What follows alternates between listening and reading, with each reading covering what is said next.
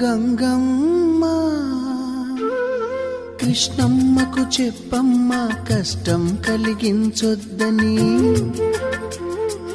యమునకు చెప్పమ్మ సాయమునకు వెనకాడొద్దని, గోదారికి కావేరికి ఏటికి సెలయేటికి కురిసేటి జడివానకి దూకే జలపాతానికి నీతో బుట్టులందరికీ చెప్పమ్మా మా గంగమ్మ.